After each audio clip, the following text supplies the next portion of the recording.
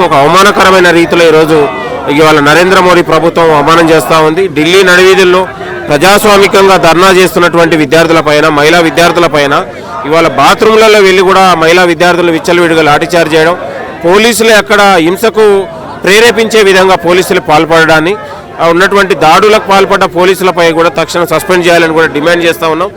విద్యార్థుల డిమాండ్ను తక్షణం నరేంద్ర మోడీ ప్రభుత్వం తలొగ్గి వాళ్ళకి ఇమీడియట్లీ ధర్మేంద్ర ప్రధాన్ని రాజీనామా చేయాలని, పార్లమెంట్లో చర్చ పెట్టాలని కూడా మేము డిమాండ్ చేస్తూ ఉన్నాం.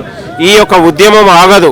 బీజేపీ ప్రభుత్వం కూలిపోయేంత వరకు దేశ యువత పోరాడుతుంది. ఆ యువత తరఫున కాంగ్రెస్ పార్టీ పోరాడుతూ ఉంది. ఇలా లీకేజీ నాటి నుంచి నేటి వరకు ఎన్ఎస్యుఏ, యూత్ కాంగ్రెస్, ఇవాళ రాహుల్ గాంధీ గారి నాయకత్వంలో దేశవ్యాప్తంగా యువత కూడా పోరాడుతూ ఉంది.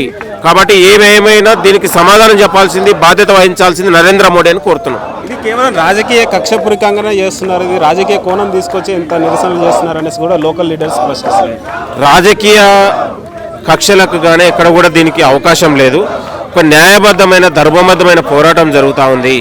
ఇవాళ పేపరు లీకేజీకి కారకులైన వారిని, దోషుల్ని పట్టుకుందామంటే లీకేజీకి కారకులైనటువంటి ధర్మేంద్ర ప్రధాన్ గారు బీహార్ ఎన్నికల్లో, ఒరిస్సా ఎన్నికల్లో, హర్యానా ఎన్నికల్లో పోయి మొత్తం కూడా దీని బాధ్యత నిర్లక్ష్యం చేసి నిర్వీర్యం చేసింది. కాబట్టి పరీక్షల నిర్వహణలో అతను ఉన్నటువంటి నిర్వీర్యం కనబడదు కాబట్టి ఇంత లీకేజ్ అయింది. అంటే దేశంలో నరేంద్ర మోడీకి వివిధ రాష్ట్రాల్లో ఫలితాలు కావాలి తప్ప విద్యార్థుల భవిష్యత్తు అవసరం లేదా? ఈ దేశంలో ఉన్నటువంటి నీట్ కానీ, ఐఐటి కానీ, వెనుక ఉన్నటువంటి రాజస్థాన్ కేంద్రంగా లీకేజీ జరుగుతున్నా, ఉన్నటువంటి దందా జరుగుతున్నా దీనిపైన నరేంద్ర మోడీ ప్రభుత్వం మాట్లాడట్లేదు. ఏమైనా మాట్లాడితే రాహుల్ గాంధీ గారు దీనిపై హింసను ప్రేరేపించేలా మాట్లాడుతూ ఉన్నాడు. దీని ఉద్యమాన్ని వెనుక రాహుల్ గాంధీ ఉన్నారని మాట్లాడమని సిగ్గుచేటు. పార్లమెంట్లో చర్చ పెట్టాల్సిందే. ఇవాళ ధర్మేంద్ర ప్రధాన్ గారిని తక్షణం ఇవాళ రాజీనామా చేయించి దేశ యువతకు నరేంద్ర మోడీ క్షమాపణ చెప్పేంత వరకు, ఆత్మహత్య చేసుకున్న కుటుంబాల విద్యార్థులకు కూడా నష్టపరిహారం ఇచ్చేంత వరకు ఈ పోరాటం ఆగదు. కాంగ్రెస్ పార్టీ నాయకత్వంలో కేంద్ర ప్రభుత్వం పైన పెద్ద ఎత్తున పోరాడతాం. Thank you. ఒక దిక్కు భారతీయ ప్రజలకు కానీ, భారతీయ నాయకులకు కానీ, లేదా కాంగ్రెస్ పార్టీ నాయకులు, సిజిపి పార్టీ నాయకులకు కానీ ఫస్ట్ వాళ్ళకు కొద్దిగా దుఃఖం, కొద్దిగా ఆనందం. దుఃఖం ఏంటంటే నిన్న వాళ్ళు అటాక్ చేయడం, ఆనందం ఏంటంటే భారతదేశంలో యూత్కి ఒక ప్రిపరేషన్ వస్తుంది. అంటే సిజిపి పార్టీ పెట్టడం వల్ల యూత్కి తెలుస్తుంది, యూత్ బాధపడుతుందని చెప్పి. బీజేపీ గవర్నమెంటు 97 సార్లు, 97 నుంచి 98 సార్లు నీట్ పేపర్ లీక్ చేయడం జరిగింది. వాళ్ళని ప్రజలు ప్రశ్నిస్తే దేశద్రోహులు లేదా ఇండియన్సా? ఇది ఎక్కడ న్యాయము? ఇప్పుడు నిన్న జంతర్ మంతర్ వాళ్ళు సింపుల్ అంటే ఏం గొడవ చేయకుండా సింపుల్గా వాళ్ళ ధర్నా వాళ్ళు చేసుకుంటారు. వీళ్ళేంది అక్కడ ఇగో వీడు ఎవడో తెలియదు, వీనికి పోలీస్కి ఏం సంబంధం తెలియదు. వీడు ఒకటి ఆర్ఎస్ఎస్ ఉండొచ్చు, లేదా బజరంగ్ దళంలో ఉండొచ్చు. వీడు ప్రజల మీద కొట్టడం ఏంది? ఇవే కాదు, ఇలాంటివి వీళ్ళు పోలీసు వాళ్ళు అని చెప్పి యుద్ధ స్టూడెంట్స్ మీద ఒక ఘోరంగా, ఒక వీడియోలు కాదు, ఇలాంటి చాలా వీడియోలు ఉన్నాయి, ఘోరంగా. అంటే బీజేపీకి పోయే రోజులు దగ్గర పడ్డాయి. అంటే అది ఎలాగంటే ధర్మేంద్ర ప్రధాన్ కానీ, మరి విధంగా శివరాజ్ చౌహాన్ రైతు, అక్కడ రైతులు కూడా ధర్నా చేస్తారు. అంటే రైతులు దేశానికి వెన్నెముక లాంటి రేపటి పౌరులే, రేపటి నాయకులు, రేపటి యుద్ధ వీరులు. వాళ్ళని నిన్న ఏదంటే ఒక స్టూడెంట్ లాగా చూడకుండా ఒక పోలీస్ ట్రీట్ చేసే విధం కాదు అది. ఎలా అంటే ఒక రేంజ్లో కాళ్ళ చేయరగొట్టడము, బొక్క విరగొట్టడము. ఇంకోటి ఉంది, నేను చూపిస్తా, మీరు చూడండి. ఒక జాగాల వాళ్ళు కట్టెకి ఇంత మూల పెట్టి స్టూడెంట్ మీద అటాక్ చేయడం ఏంది? ఇది మరి ఎక్కడ పోతుంది సమాజం ఏమో అర్థమవుతలేదు. వీళ్ళు అహంకారంగా, ఇక్కడ వాళ్ళు ఉన్నది పోలీసులు కాదు, అక్కడ ఉన్న దొంగ ఇగో ఇది చూడండి, ఎంత కుట్రపూరితంగా చేస్తున్నారు. అంటే ఇలా ఆర్ఎస్ఎస్ కానీ, బీజేపీ నాయకులు కానీ సివిల్ డ్రెస్లో, వాళ్ళకి నేమ్ ప్లేట్ లేదు, ఏం లేదు, చాలా ఘోరంగా అహంకారంగా. ఎట్లా అంటే వాళ్ళని ఇవ్వలేమన్నట్టు లేనుంటారు. శివరాజ్ చౌహాన్ కానీ, కేంద్ర మంత్రి అయిన, విద్యాశాఖ మంత్రి అయినట్టు ధర్మేంద్ర ప్రధాన్ కానీ, అరే బాబు నువ్వు దొంగతనం చేసినావు, పేపర్ లీక్ చేసినావు, దాన్ని సమర్థించుకుంటున్నావు, సిగ్గుశరం ఉండాలి. ఇదే కాదు, అక్కడ అయోధ్యలో పైసలు దొంగతనం చేసిరు. ఇక ఒకడు అంటాడు అక్కడ గుడి హిందూది, మందిర్ హిందూ కా పైసా హిందూ కా తో చోరీ హిందూ కరా అంటే సిగ్గు శరం ఉందా ఆరాబాయ్ నీకు? అంటే హిందువులు దొంగలని ప్రూవ్ చేస్తున్నావే ఎందుకు? నువ్వు అర్థం కాదు. ఒక సిగ్గు శరం లేకుండా మాట్లాడకండి. ఫస్ట్ ఆఫ్ ఆల్ మీరు ధర్మేంద్ర ప్రధాన్ గారు రాజీనామా కంపల్సరీ చెయ్యాలి. ఎట్లా అంటే ఘోరాది ఘోరంగా సీజేపీ పార్టీ వాళ్ళు ఏదో దాన్ని పెట్టింది పేరు ఇచ్చిందే మీరు, వాళ్ళు స్థాపించుకున్న పార్టీ. వాడు ఒక్కడు ఇప్పుడు ఇంతమంది స్టూడెంట్ ఉన్న ధర్నా చేస్తారు, వాడు ఒక్కడు రాజీనామా చేయొచ్చు కదా. వాడు ఒక్కడు అంటే వాడు ఒక్కని కాపాడనీకే ఇంతమంది బలిదానాలు కావాలా? పక్కా చెప్తున్నా, గుర్తుపెట్టుకోండి, కేంద్రంలో బీజేపీ గవర్నమెంట్ ఏ సమయాన పడిపోతుంది. ఈ మనస్ఫూర్తిగా చెప్తున్నాను. కొంతమంది బీజేపీ విద్యార్థి నాయకులు కానీ బీజేపీ నాయకులు కానీ దీనికి అగెనెస్ట్గా ఉన్నారు. దేనికి? బీజేపీ నిన్న చేసిన హరకత్లకు కానీ, అంటే నేను చేసిన చేతలకు కానీ. ఇంకా మరి నెక్స్ట్ ఏం తీసుకోబోతున్నారు? మరి మీరేమో రాజీనామా చేయాలనేసి కూడా మీరు డిమాండ్ చేస్తున్నారు కదా, అది జరిగే ఛాన్స్ ఉందంటారా?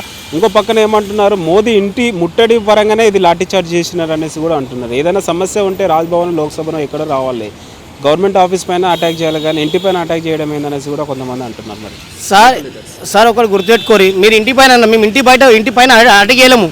ఇంటి గేట్ బయట కూస్తున్నాం, అటాక్ కాదు అది. కూర్చోవడం, ధర్నా చేయడం. అంటే ధర్నా మేము ఏదో రాళ్ళతో వాళ్ళలేక కట్టెలకు మూలలు పెట్టి, అంటే యూనిఫామ్ లేకుండా పోలీసులు అని చెప్పి, అంటే బజరంగ్ దళ్ కానీ ఆర్ఎస్ఎస్ కానీ ఇవన్నీ ఏంటంటే కట్టెలకు మూలలు పెట్టి కట్టెలు తీసుకొని స్టూడెంట్ని కొట్టినట్టు మేము ఎవరిని బాధలేము, ఎవరిని కొట్టలేము. అండ్ బీజేపీ నాయకుల మీద చేయలు పెట్టలేము మేము. ఆడ నిన్న రాహుల్ గాంధీ గారు కూర్చొని ధర్నా చేసిండు, కేవలం ధర్నా చేసిరు. అంటే అదేంది, మీరు రాజీనామా చేయండి. సరే, అంత దమ్ము ధైర్యం నిజాయితీ పరుడు మోదీ ఉంటే, లేదా నిజాయితీ పరుడు ధర్మేంద్ర ప్రధాన్ ఉంటే, నిజాయితీ పరుడు అమిత్ షా ఉంటే బయటకు వచ్చి మాట్లాడుతుంది. మరి ఏదో దేనికో రాయబారం అన్నాడు, దేనికో దేవుళ్ళని పంపించిండు. దొంగతనం చేసింది ఒక్కడు, లీక్ చేసింది ఒక్కడు, పేపర్ డబ్బు సంపాదించింది ఒక్కడు, పంపిస్తుంది ఒక్కడు రాయబారం కోసం. నిజంగా ఒరిజినల్ ప్రధానమంత్రి అయితే, ఛాతీ చెప్పనించి ఛాతీ అయితే బయటకు వచ్చి మాట్లాడాలి. మా రాహుల్ గాంధీ మేము ప్రధానమంత్రి అనుకుంటాం, మన దేశ ప్రధాని కదా, ఆయన కూడా వచ్చి మాట్లాడాలి కదా. రాహుల్ గాంధీ గారు ఎల్ఓపి, ఆయన వచ్చి నిలబడ్డారు. నువ్వు కూడా ప్రధానమంత్రి, నువ్వు వచ్చి మాట్లాడు. ఎందుకు మాట్లాడతావు అంటే ఇక్కడ ఏంటంటే కుల్లా వీళ్ళు బరబ్బర్ పేపర్ లీకులు చేసి అడ్డంగా దోచుకుర్రు. మీరు ఒకటి చూడండి, గూగుల్లో కొట్టండి. 2014 కన్నా ముందు బీజేపీ అకౌంట్, అఫీషియల్ అకౌంట్ ఉంటుంది, దాంట్లో అమౌంట్ వచ్చేసి 295 కోట్లు ఉండే. 295 కోట్లు. ఇప్పుడు వచ్చేసి 10,000 కోట్లు, 10 నుంచి 15,000 అయినా అనుకుంటాను నేనైతే. 10,000 కోట్లు ఎవనబ్బా సొమ్ము? వాడు మోదీ అని అబ్బా సంపాదించినా, లేదా అమిత్ షాని అబ్బాని సంపాదించిండా? అది భారతదేశ ప్రజల సొమ్ము. అడ్డంగా దోచుకొని, అడ్డంగా తిని, వాని మీద అటాక్ చేసి, వీని మీద గోమాసం, గొడ్డు మాసం అమ్మి, అన్నీ అమ్మి, ఈ పేపర్ లీక్ చేసి, ఒక్కటని కాదు ప్రతిదీ స్కామ్ అబ్బా. గుడి రాముని పేరు రాముని అడ్డంగా, అగర్ ఇప్పుడు రాముడు ఉంటే ఆ రావణాసుని బదులు ఫస్ట్ మోదీనే చంపేస్తుండే. మోదీని కానీ అమిత్ షా కానీ వాళ్ళని చంపుతుంది రాముడు నిజంగా రాముడు ఉంటే. ఆయన పేరు చెప్పుకొని 1,000 కోట్లు దోచుకుర్రు. ఓకే, ఏదైతే నీట్ పేపర్ లీక్ మీద కూడా కేవలం కాంగ్రెసే ప్రశ్నిస్తుంది. మరి లోకల్లో కూడా కొన్ని పార్టీస్ ఉన్నాయి, కొంతమంది నాయకులు కూడా ఉన్నారు. దీనిపైన ఎందుకు ప్రశ్నించట్లేదు అంటే ఎవరిది తప్పని అనుకుంటున్నారు? మరి ఇదంతా అన్న, ఇగో కేంద్రంలో ఉన్న పార్టీలు రెండు అధికారంలో వచ్చేటి ఒకటి, ఐదర్ బీజేపీ లేదా కాంగ్రెస్ కేంద్రంలో ఉంటుంది, రాష్ట్రంలో ఉంటుంది. ఇప్పుడు వాళ్ళకి ఏంటంటే కొన్ని పార్టీలు ఎందుకు ప్రశ్నిస్తలేవు అంటే, ఇక్కడ బీజేపీ తీసుకోండి, వాళ్ళు గత ప్రభుత్వంలో కూడా బీఆర్ఎస్తోని బీజేపీ టచ్లో ఉంది. కిషన్ రెడ్డికి, కేసీఆర్కి మంచి లింకులు ఉన్నాయి. ఇది బయట కాదు, బయట సమాజం కూడా తెలుసు, ప్రజలకు కూడా తెలుసు. ఇక్కడ వేరే ప్రభుత్వం కూడా చూసుకోండి. అదేంటంటే వీళ్ళు ఏమవుతుందంటే లోపల పార్టీలను భయపడిస్తారు. కాంగ్రెస్ పార్టీ ఎందుకు భయపడదంటే కేంద్రంలో ఉన్న పార్టీ ఒక్కటే, అది కాంగ్రెస్ పార్టీ లేదా బీజేపీ పార్టీ. ఇప్పుడైతే బీజేపీ ఖతమైపోయింది, దాని ప్రజల ప్లస్ రైతులు ప్లస్ మళ్ళా విద్యార్థి సంఘాలు బొంద పెడతారు. అంటే జెన్జీ పార్టీ కానీ, జెన్జీ పౌరులు కానీ, మన పిల్లలు కానీ పక్కా బొంద పెడతారు. వాళ్ళని చూసుకొని మీరు, నేటి పౌరులే రేపటి పౌరులని మనల్ని అన్నారు, అది గుర్తుపెట్టుకోరు మీరు. జెన్జీ వాళ్ళు కూడా ఇందులో ఇన్వాల్వ్ అయ్యేసి కూడా విచ్చలవిడిగా లాఠీ చార్జీలు చేయాల్సిన అవసరం వచ్చింది. జెన్జీ వాళ్ళు కూడా ఇందులో ఇన్వాల్వ్ ఉన్నారంట. జెన్జీ వాళ్ళు ఇన్వాల్వ్ ఉన్నారంటే ఎట్లా అంటే ఏ విధంగా అంటారు మీరు? నాకు అర్థం కాదు. ఒక విషయం చెప్పని, ఏ విధంగా అంటారు మీరు? అరే ఇప్పుడు వాళ్ళ పాపం వాళ్ళ బాధలు చెప్పుకుంటారు, మీరు బాధలు తీర్చారు. వాళ్ళ బాధలు తీర్చకుండా వాళ్ళు లాఠీ చార్జ్ చేయడం ఏంది? వాళ్ళు ఇన్ని రోజు సింపుల్గా సాధారణంగా చేసారు ధర్నా. నేను ఏదో పార్లమెంట్ ముట్టడిస్తా అని చెప్పి పార్లమెంట్ లోపల పోలేరు కదా. సీజేపీ పార్టీ అనే పార్టీ వారికి పేరు ఇచ్చింది మీరు, వాళ్ళు సొంతంగా రాలేరు. ఒకరిని గెలికి రెచ్చగొట్టింది మీరు, యూత్ని రెచ్చగొట్టింది మీరు. అలా ఏబీపీ ఏడ నిద్రపోతుందో అర్థమవుతలేదు. బీజేపీలో ఉంది విద్యార్థి సంఘం ఏబీపీ. అరే బాబు, ఇప్పుడు మీ మోదీ గారి కొడుకుగా చదివింది, అమిత్ షా కొడుకుగా చదివింది, మళ్ళీ ఏదంటే యోగి కొడుకు కాదు, కిషన్ రెడ్డి కొడుకు కాదు, బండి సంజయ్ కొడుకు కాదు ఈ ఎగ్జామ్ రాసింది. నీలాంటి నాలాంటి చిన్న చితక ఒక ఉద్యోగాలు చేసుకునేటోళ్ళు లేదా చిన్న వ్యాపారం వాళ్ళ కొడుకులు ఎగ్జామ్ రాసి అరే రేపు నా కొడుకు ఒక డాక్టరు ఒక ఇంజనీరింగ్ అయ్యి నాకు రేపు మంచి నా లైఫ్ చూస్తాడని చెప్పి ఇదేదో మీరు ఎప్పుడైనా గుర్తుపెట్టుకోరి. బాధలు మన వరకు వచ్చారో తెలియదు. ఆల్రెడీ మీరు మీ మనసు ఏబీపీ నాయకులు చెప్తున్నా, మీరు కూడా జర మేల్కోండి కొద్దిగా, మీరు కూడా వాళ్ళ గురించి సపోర్ట్ చేయండి. Thank you.